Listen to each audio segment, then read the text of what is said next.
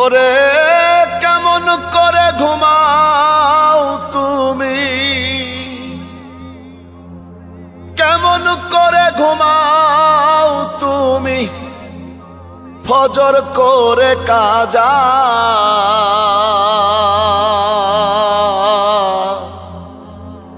এমনও তো হতে পারে জোহরে জানাজা তোমার, এমনও তো হতে পারে জোহরে জানাজা।